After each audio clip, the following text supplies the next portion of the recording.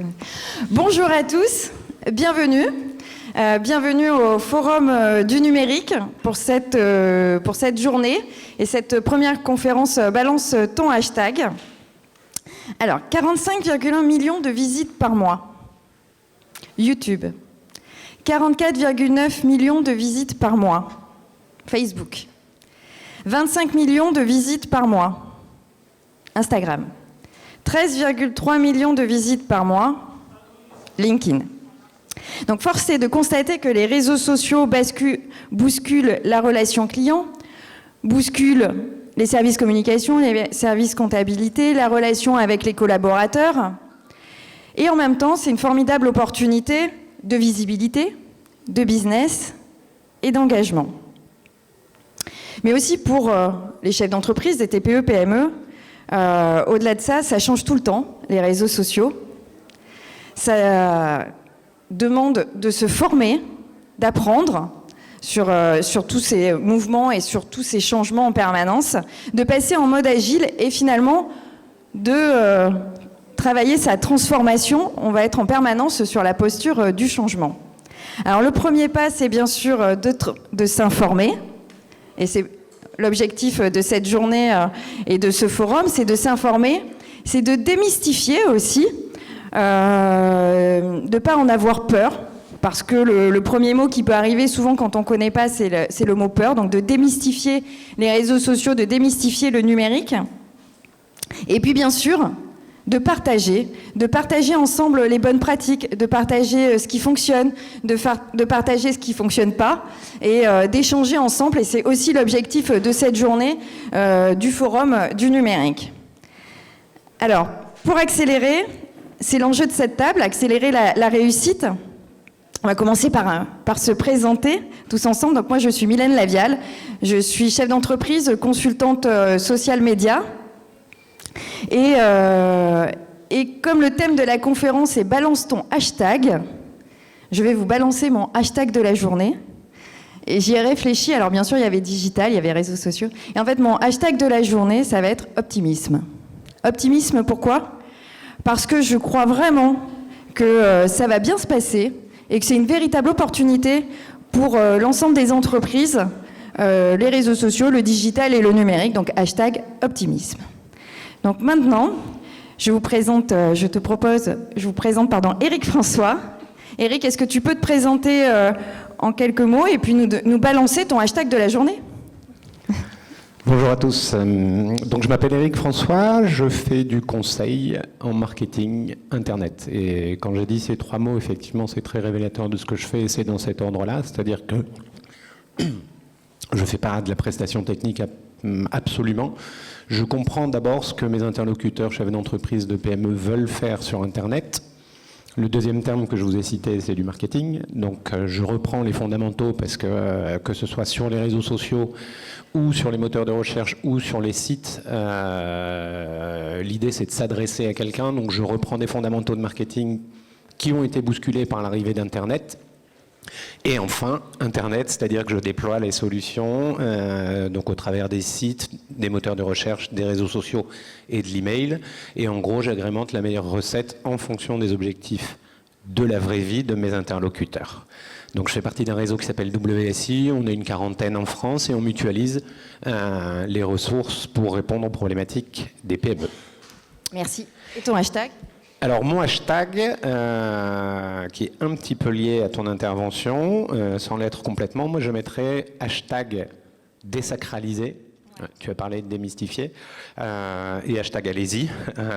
Pourquoi ? Parce qu'effectivement, moi dans l'accompagnement et le conseil que j'ai auprès de mes entreprises, la plupart du temps, ce qui bloque, ce qui freine, ce qui fait peur, ce sont les interfaces. Et voilà, l'informatique, effectivement, derrière, ce sont des bits, si je puis dire, hein, donc de l'informatique à proprement parler, et il faut sortir de ça pour très souvent, le plus possible, faire le lien avec la vraie vie. Donc sur les réseaux sociaux, désacraliser, n'ayez pas peur, avant qu'une PME fasse un gros bad buzz, je pense qu'il se passera quand même un petit peu de temps. Bon, après il y a des marchés sensibles, il y a des sujets sensibles, bien évidemment, donc, mais globalement, allez-y, parce que le potentiel est puissant.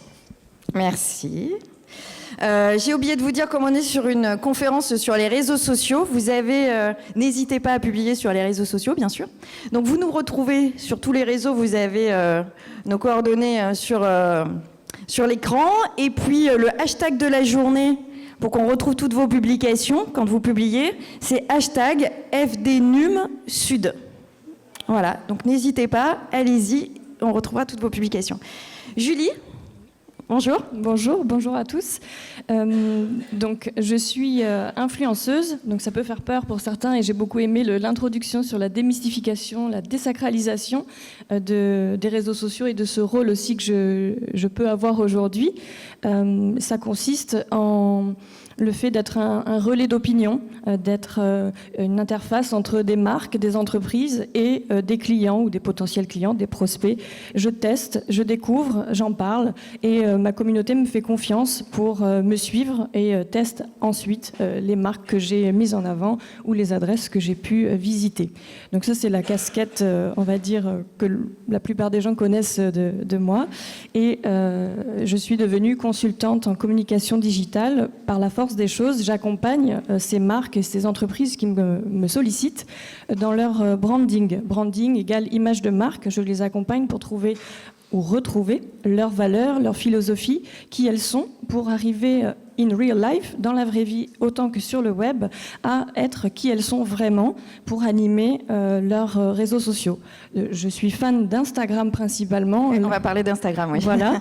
Et mon hashtag, puisque je ne peux pas rentrer dans les détails peut-être là, mais l'idée c'est d'avoir un hashtag unique quand on est une entreprise. Le mien c'est hashtag From Toulon with Love, ça me paraît évident. Donc pour la journée, ce serait hashtag From Toulon with FDNUM. C'est peut-être un peu long, mais je trouvais ça pas mal. Voilà. C'est bien, merci. Olivier ? C'est à moi. Oui. Bonjour à toutes et à tous. Donc Olivier Casulot, moi je dirige un cabinet de conseil en système d'information qui est basé à Paris et à Aix-en-Provence. Et puis je suis accessoirement administrateur du Syntec numérique et du MEDEF Sud. Et donc mon hashtag, moi ce sera pas très original, mais par contre ce sera tout simplement le hashtag de la journée, FDNUM Sud, puisque ces deux entités, le MEDEF Sud et évidemment avec le partenariat UPEVAR et le Syntec numérique, sont les co-organisateurs de cet événement que l'on veut vraiment à vocation et portée régionale. Donc l'année dernière, il s'est déroulé à Marseille, cette année à Toulon, et j'en suis très heureux.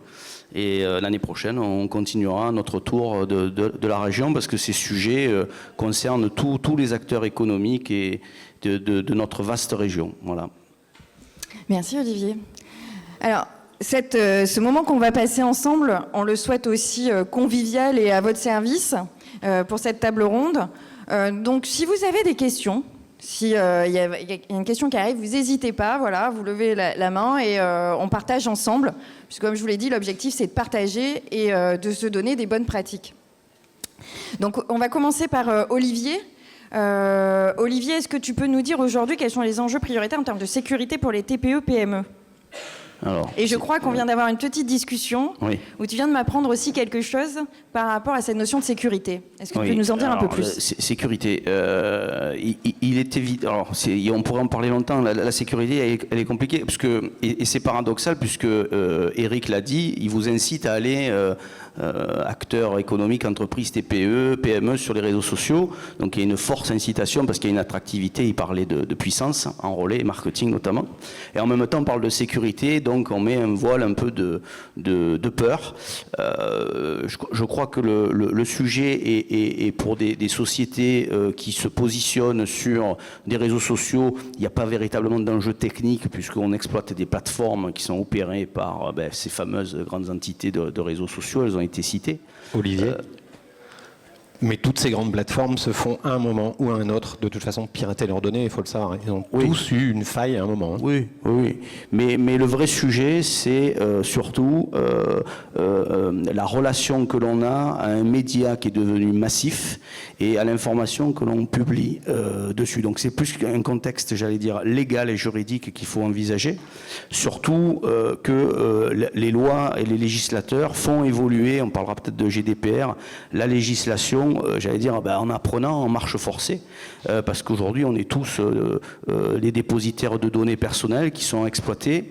On les utilise aussi peut-être sans s'en rendre compte de manière plus ou moins légale, parce qu'aujourd'hui on a accès à des facteurs d'amplification de l'information qui sont majeurs, et donc détourner un droit d'auteur, détourner une photo, détourner un texte, a beaucoup plus d'ampleur aujourd'hui sur des réseaux qui sont massifs que forcément lorsqu'on travaille de gré à gré localement. Voilà, parce que la portée est de suite, j'allais dire, nationale, voire internationale.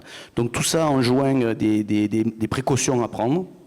Et je crois que là-dessus, il faut suivre un petit peu les best practices. Je dirais simplement pour dire quelque chose quand même de concret, parce que je suis assez général là-dessus, c'est que le réseau social, la question qui se pose s'agissant du réseau social, c'est est-ce qu'il est hébergeur de données, auquel cas il n'a qu'une responsabilité technique, ou est-ce qu'il est éditeur de contenu, auquel cas il a une responsabilité éditoriale.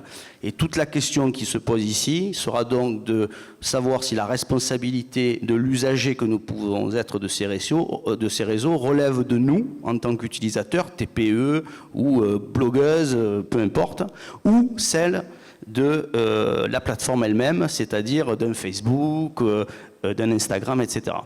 Et là, il y a des vides juridiques. Vous imaginez bien que ces réseaux sont bardés de conditions générales de vente, de conditions d'exploitation des données, de modérateurs qui passent leur temps a priori à faire attention aux publications qui sont opérées, à les flécher, à les tracer, mais surtout d'un grand vide parce que toute la jurisprudence, elle est à inventer dans les années à venir. Voilà. Est-ce qu'on a des exemples déjà par rapport aux États-Unis ou de choses qui se passent en termes soit de sécurité ou de réglementation ? Des exemples, bien sûr, il y en a beaucoup, y compris des exemples d'ingérence dans les élections américaines. Voilà, donc je crois que tout le monde est au fait de ces sujets-là et des risques potentiels. Enfin bon, voilà, c'est optimisme le hashtag de la journée, donc il faudrait qu'on reste sous un angle hyper positif et pas plomber oui, non, la journée. C'est aussi en parler, c'est aussi le démystifier parce que finalement, il n'y a pas tellement de risques, c'est ce que j'entends. Et par rapport à l'échange qu'on avait tout à l'heure, peut-être aussi revenir sur les deux points qui sont différents, c'est-à-dire qu'il y a des possibilités d'accompagnement sur ce qui est tout sécuritaire, on va dire, donc le risque de piratage, et sur ce qui est réglementaire, c'est-à-dire plus sur ce qui est RGPD.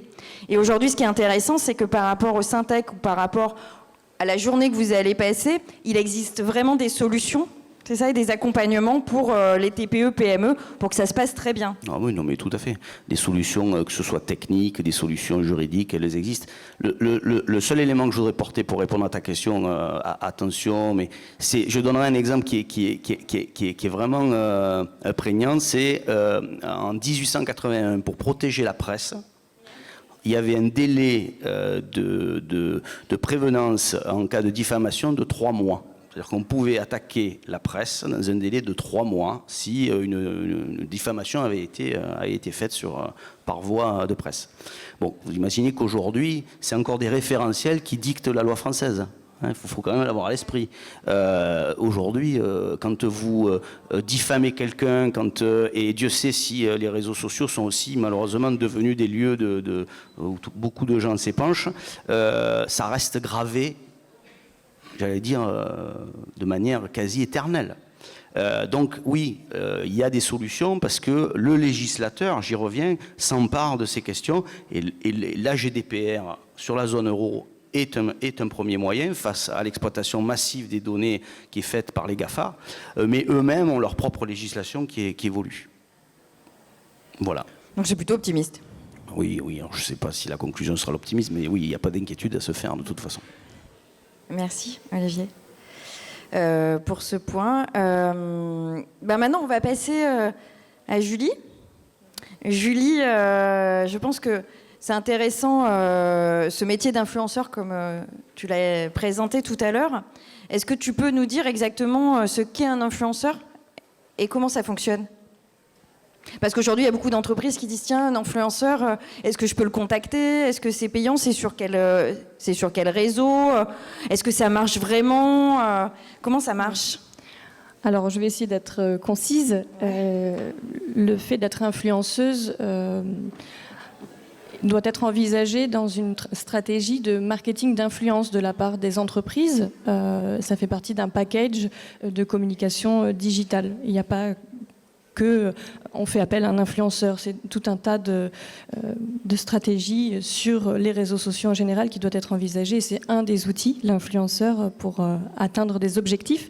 Je pense qu'il est important de parler d'objectifs quand on veut faire appel à un influenceur, parce que l'influenceur peut aussi véhiculer des valeurs, votre éthique, votre philosophie, par le biais de ses contenus, que ce soit en photo, en vidéo. Moi, j'affectionne, comme je l'ai dit en introduction, Instagram, le média donc de photos. Je pense que certains en entendent, au moins en ont entendu parler, c'est l'émotion. L'idée, c'est de savoir pourquoi faire appel à un influenceur. Il peut aussi tester des produits pour faire un retour sur son expérience, que ce soit le produit en lui-même, le packaging. C'est tout un tas de données qu'il va pouvoir transmettre à sa communauté. Donc il faut voir pourquoi faire appel à lui. Si c'est juste un objectif de notoriété, si c'est un objectif de générer des leads pour faire venir des prospects vers eux, on peut organiser un concours, faire un code promo. Vous voyez, il y a plein de possibilités pour utiliser un influenceur. Bien sûr, c'est un contrat au moins entre les deux parties qui est passé pour cadrer les choses. C'est important de le préciser. Et aujourd'hui, pour moi, Instagram, c'est le média d'influence par excellence et un outil de branding que peuvent utiliser les marques, les entreprises. En 2019, c'est 1 milliard d'utilisateurs actifs. Je ne sais pas si on se figure. Oui, 1 milliard. C'est impressionnant les statistiques, Voilà. en tout cas sur Instagram, sur ce média Instagram et la puissance et la montée en puissance rapide. Oui, depuis le rachat d'Instagram. en fait, de Facebook en 2012, seulement 2 ans après le lancement d'Instagram, le nombre d'utilisateurs est monté en flèche et toutes les entreprises aujourd'hui se sont accaparées ce réseau social.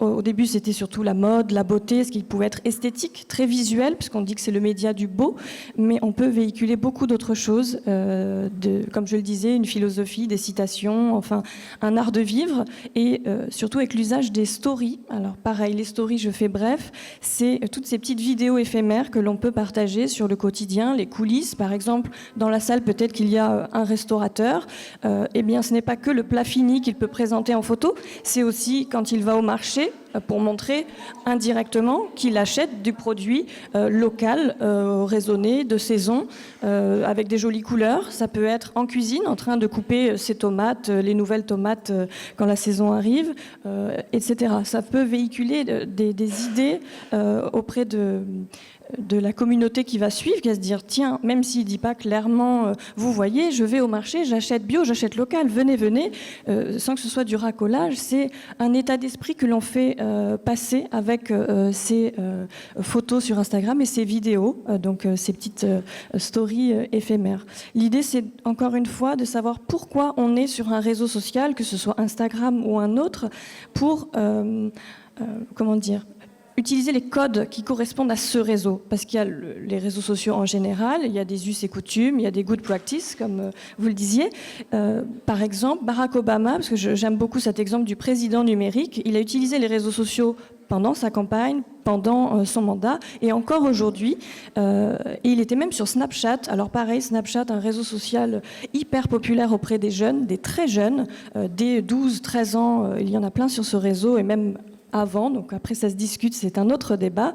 Il partage ce qu'on appelle des off. Des off, ça va être Barack est chez lui, il danse sur un titre de Beyoncé, sa femme le filme, ou il se filme tout seul, il montre le plat qu'il est en train de manger au déjeuner, et il s'amuse de ça auprès de cette communauté, cette audience qu'il a acquise sur ce réseau Snapchat. En revanche, sur Facebook, Twitter ou Instagram, la communauté n'est pas la même, la cible n'est pas la même, parce que je parlais d'objectifs, mais il y a aussi la cible, à qui l'on s'adresse, et il s'adapte. Et donc, il maîtrise pour moi parfaitement, il incarne celui en politique, du moins, qui maîtrise Donc il faut suivre Barack Obama. Donc voilà, en sortant, vous pouvez aller suivre le compte de Barack Obama. Mais l'idée, en parlant du restaurateur, intéressant. c'est vrai que je ramène à du hyper local, puisque je ne suis pas toulonnaise au départ, j'ai été adoptée par Toulon et j'y resterai. Il y a des restos, instituts de beauté, je sais qu'il y a des filles qui me suivent qui sont là ce matin, et dans leur activité, elles peuvent intégrer ces codes pour leurs réseaux sociaux. Il faut qu'elles lèvent la main. Hein. On veut les connaître. Elles sont timides, on va les laisser tranquilles. Oui, et en fait, ce qui est intéressant aussi, c'est que pour les entreprises et les TPE, PME, c'est que dans ces réseaux sociaux, comme tu le dis, on va parler, ce que tu appelles les off, c'est les coulisses en fait, et on va chercher et on va créer une relation très humaine et très la relation, c'est ce qu'on appelle la relation client finalement, la relation avec ou même avec les collaborateurs est complètement modifiée par cette nouvelle manière de communiquer. Exactement, et même que ce soit les employés, si vous en avez, ou alors vos clients, deviennent un peu des ambassadeurs.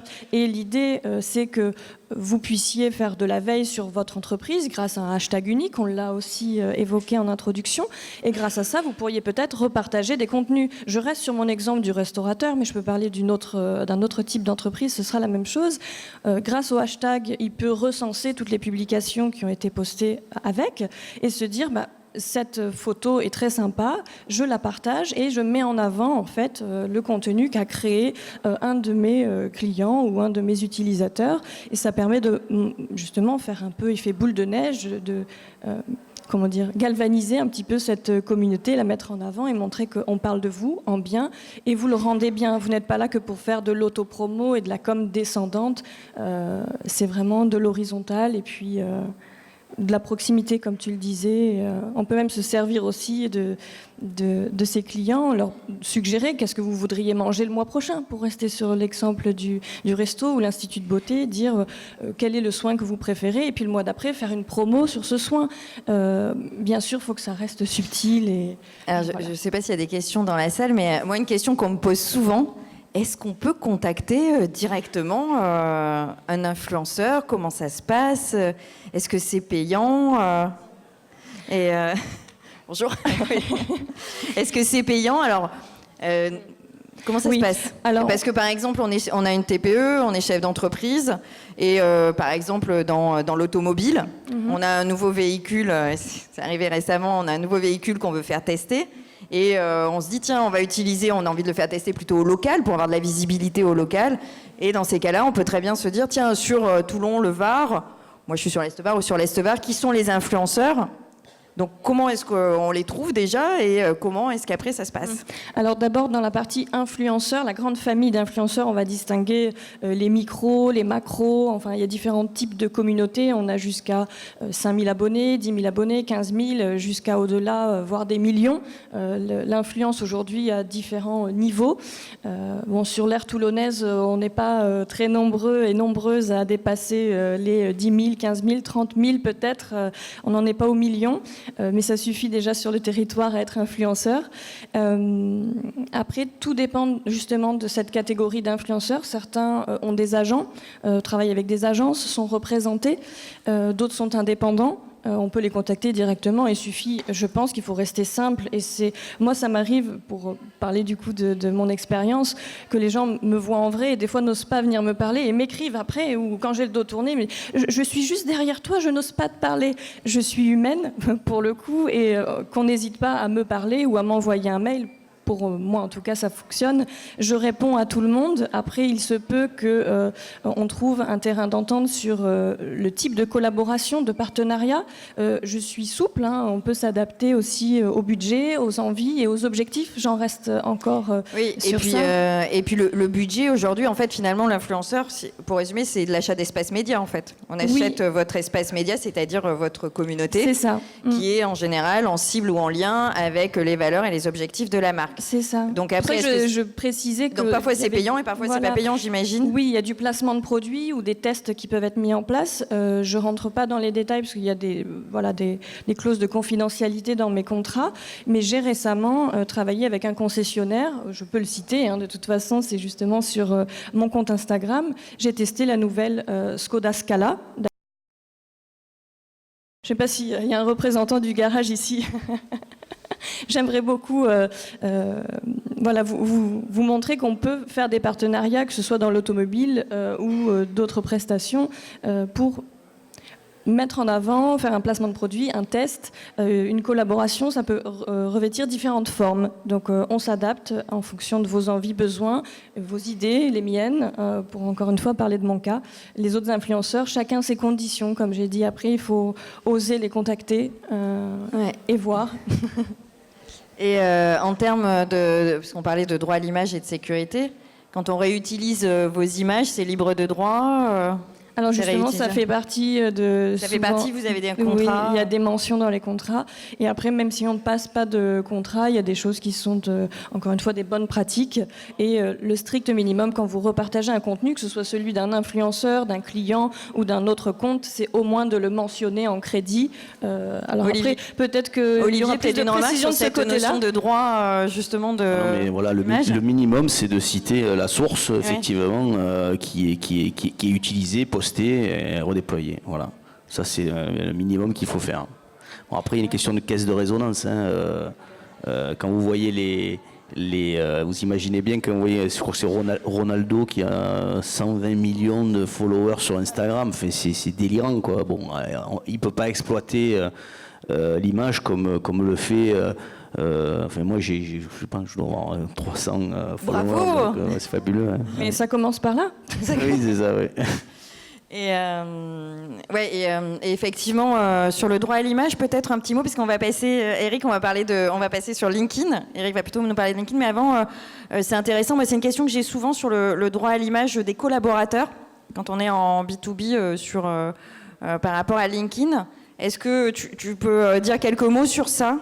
Alors, je pense que ça peut quelques mots. intéresser. Alors moi, je suis pas non plus juriste et expert de tous ces sujets. Par contre, ce que je peux vous dire, c'est que toutes ces questions sont réglées par le droit, et là en l'espèce tu parles des collaborateurs sociaux, et par les chartes informatiques qu'on est amené à faire signer à nos collaborateurs au sein de nos organisations. Moi, typiquement, c'est le cas. C'est vrai que il est quand même intéressant, notamment sur LinkedIn, de poster, de communiquer sur l'activité du cabinet, sur toutes les démarches que l'on mène, soit prospectives, soit opérationnelles, etc.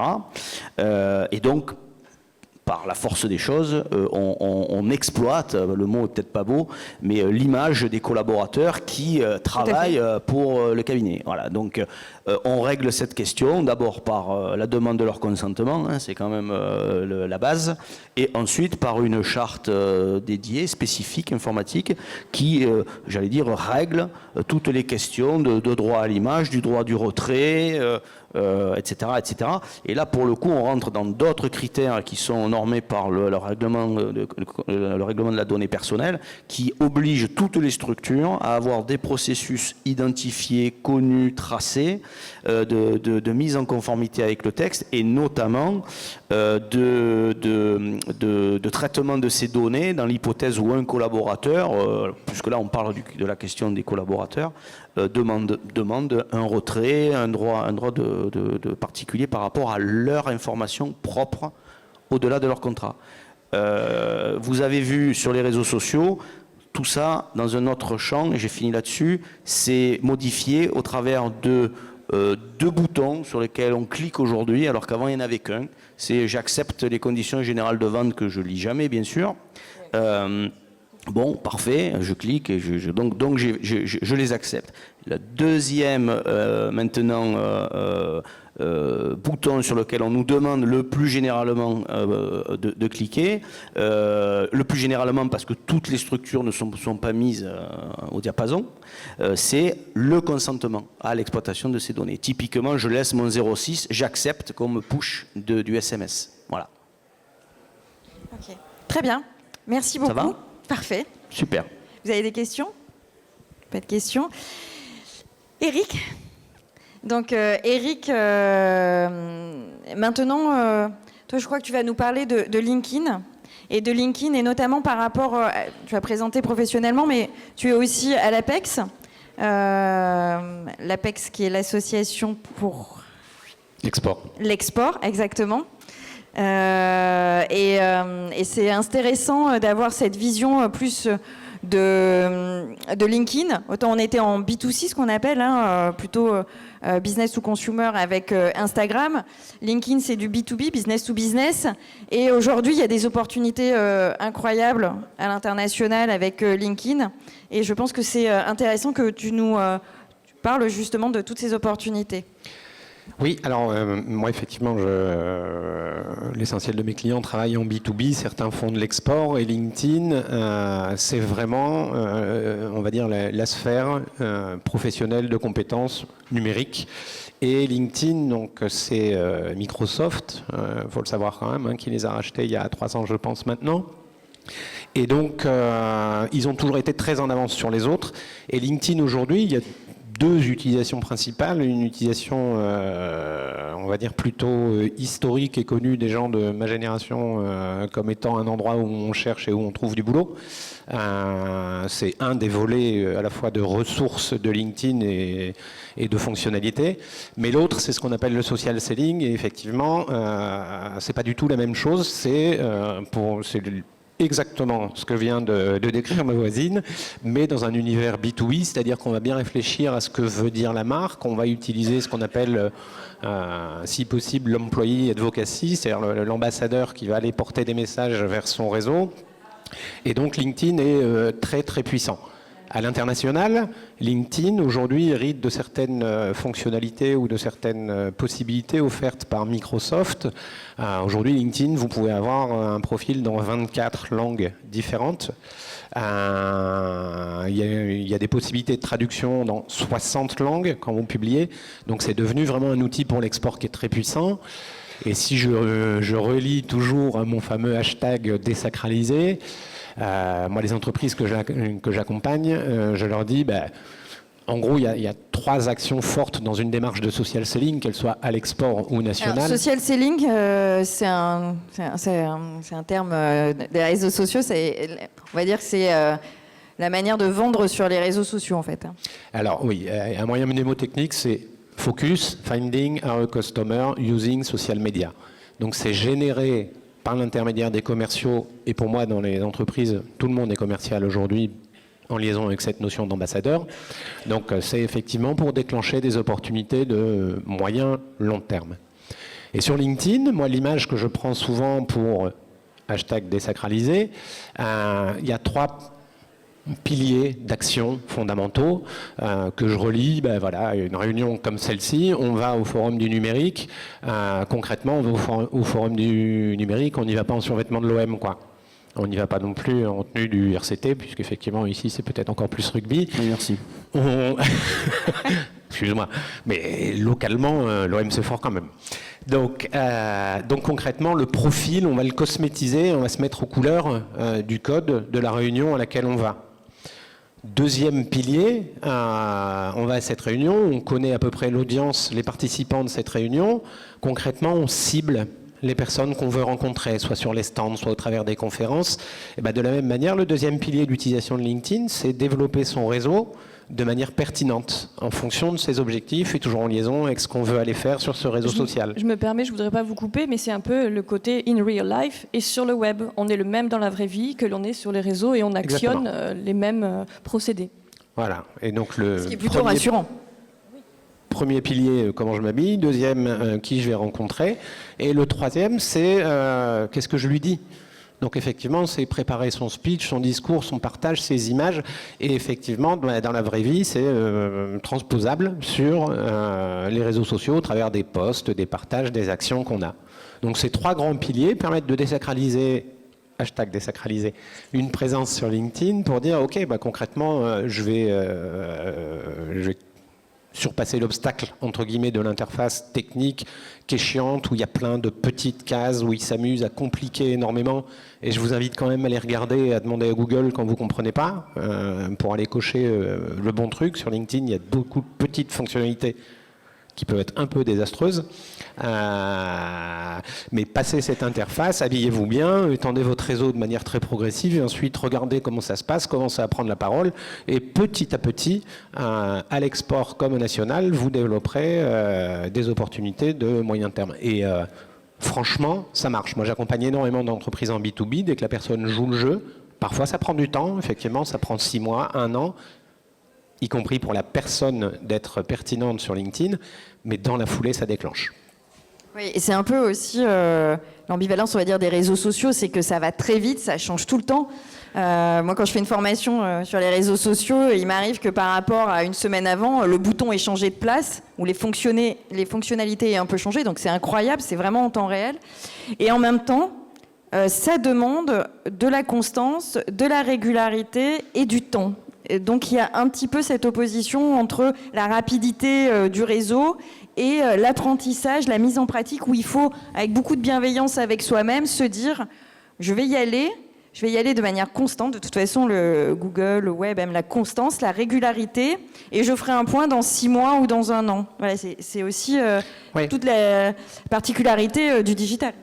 Oui, et c'est vraiment une question moi, qui me revient souvent avec mes interlocuteurs. Ils me disent, mais c'est quoi le retour sur investissement sur les réseaux sociaux? Effectivement, la question a beaucoup de sens. Moi, je donne la réponse d'un entrepreneur du digital, un peu philosophe, qui s'appelle Eric Qualman. Vous pourrez aller voir ses vidéos, elles sont très bien faites pour mesurer la puissance des réseaux sociaux. Et Eric Qualman, il dit, le retour sur investissement sur les réseaux sociaux, c'est que votre entreprise sera encore là dans 5 ans. Donc je vous invite à réfléchir à ça, parce qu'effectivement, on peut tout mesurer sur Internet. Maintenant, il faut mesurer un minimum de choses qui sont très pertinentes, que ce soit sur les réseaux sociaux. J'imagine que tu te limites avec tes interlocuteurs à 2-3 indicateurs, comme sur les moteurs de recherche, comme sur les sites, comme dans la visibilité. Gardez-en peu, mais suivez-les dans la durée. Et effectivement, gardez celui-là à l'esprit. Dans 5 ans, votre entreprise sera encore là, ce qui n'est pas sûr si vous n'y allez pas. Oui, c'est pas une baguette magique, en fait. C'est ça aussi qu'il faut préciser, c'est que c'est du long terme, de l'investissement, du temps, mais ça peut être que quelques minutes par jour ou par semaine, et puis être constant, et c'est la bonne pratique. Et puis choisir ses combats, parce qu'il y a tellement de réseaux sociaux, toi tu l'as dit tout à l'heure, je crois que tout est aussi lié au temps que l'on veut accorder à ces supports, hein. Quand on est, nous tous, on est quand même, faut le dire, plus que hyper connecté, donc ça use. Hein. Il faut choisir ces postulats, il faut choisir ses combats. Voilà, moi, je sais qu'à titre chef d'entreprise, mon canal, c'est LinkedIn. Voilà, point. J'utilise Insta, tout ça à titre privé parce que c'est ludique, mais je vois absolument pas dans mon core business d'intérêt à exploiter Facebook, Instagram. Twitter peut-être un peu pour des prises de parole, mais LinkedIn, c'est vraiment la caisse de résonance pour le B2B, quoi, en tout cas dans mon activité. Oui, puis il vaut mieux être constant, mettre à jour des contenus et être présent, liker, commenter des contenus sur un réseau, plutôt que d'être inconstant sur plusieurs réseaux, ce qui donnerait une mauvaise image aussi de vous. Je parlais de branding en introduction, c'est mon cheval de bataille, votre image. Si vous avez sur votre page Facebook une publication qui date de 2017, moi, Julie, influenceuse From Toulon with Love, je tombe dessus, on me contacte, oui, j'ai besoin de vous pour de la visibilité. Bon, d'abord, on va passer par du consulting, revoir l'image de marque, revoir la stratégie média et voir en quoi, après, je peux être utile en tant qu'influenceuse. Je ne vais pas pouvoir promouvoir une entreprise qui n'est pas déjà un peu au fait de ce qu'il se fait sur les réseaux sociaux et qui attend que en un coup, en un post, une vidéo, ce soit fulgurant et qu'il y ait tout le monde qui s'intéresse, que vos followers arrivent en masse. Voilà, c'est du travail de longue haleine des deux côtés et il vaut mieux choisir son combat. J'aime beaucoup la formule et s'y tenir. Voilà, si vous avez une appétence pour un réseau particulier ou si votre cible, en fonction de vos clients que vous avez déjà, vous pouvez les identifier, vous pouvez vous dire qu'ils sont plutôt sur tel réseau en fonction des statistiques. C'est des données factuelles, hein. Il ne s'agit pas d'empirique ou d'intuition. Et de choisir le bon réseau et de le développer. En fait.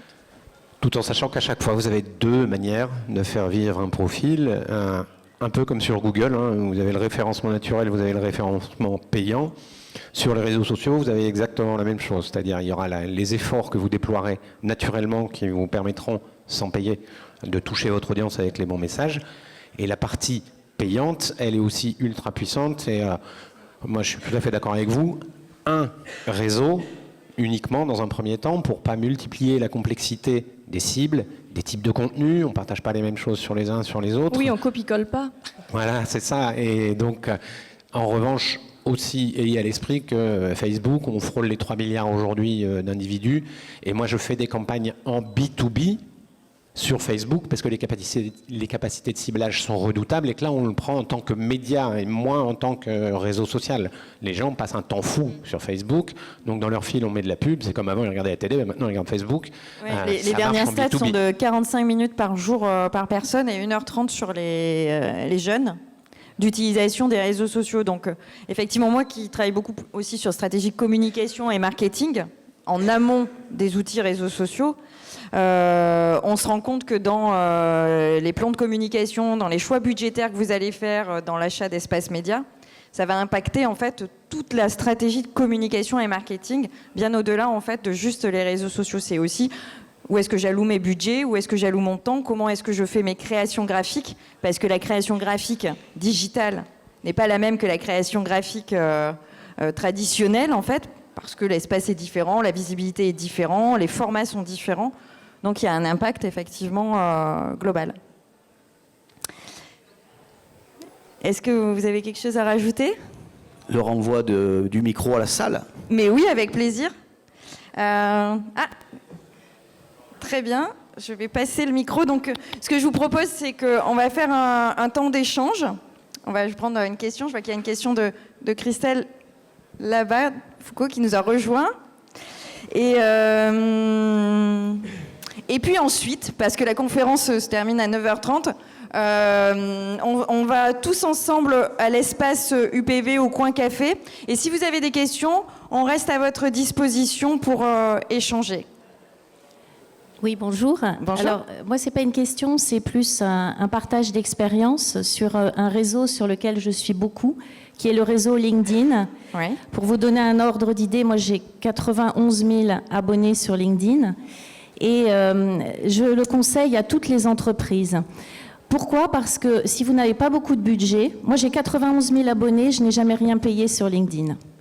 Donc, si vous n'avez pas beaucoup de budget, que vous démarrez une activité, que vous voulez avoir de la visibilité, c'est une machine de guerre.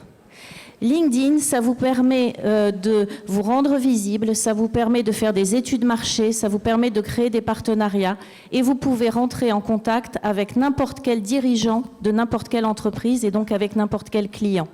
Il faut savoir pour les chiffres quand même, puisqu'on parlait de l'international, il y a 18 millions de personnes qui sont connectées sur LinkedIn en France et à peu près 90% des managers et des patrons d'entreprise sont sur LinkedIn. C'est-à-dire que vos clients et vos partenaires sont sur LinkedIn. Et moi, si je pouvais vous donner un conseil, ce n'est pas de créer spécifiquement une page entreprise sur LinkedIn, c'est de faire parler les hommes de votre entreprise ou de vous faire parler de vous en tant qu'être humain. Parce qu'avant tout, c'est un réseau social et ce qui fonctionne le mieux au niveau de l'algorithme de LinkedIn, parce que c'est l'algorithme qui va gérer en fait la puissance des publications, c'est de faire parler les hommes. Donc si vous repérez dans votre entreprise des personnes qui sont un peu influenceuses, qui ont un goût pour le partage, qui savent un peu communiquer, faites-en, et on en a parlé, je crois que c'est la notion d'ambassadeur, faites-en des ambassadeurs parce que ce sont les meilleurs représentants de votre entreprise. Ils vont vous permettre de recruter, ils vont vous permettre aussi de faire parler de votre marque employeur, ils vont vous permettre de faire du business. Je vous assure, moi, ça fait à peu près seulement 3 ans que je publie sur LinkedIn, j'y suis depuis beaucoup plus longtemps, mais je vois de magnifiques histoires de retour à l'emploi, de recrutement, de business. Enfin, c'est pour moi le média par excellence en B2B quand on est une entreprise qui n'a pas beaucoup de moyens. Merci beaucoup pour ce témoignage enthousiaste. Pour terminer cette conférence, pour ceux qui le souhaitent, pour ceux qui sont d'accord, je vous propose qu'on immortalise ce début de forum du numérique avec un selfie géant.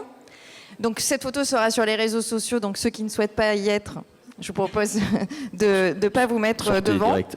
Sortez. Sortez.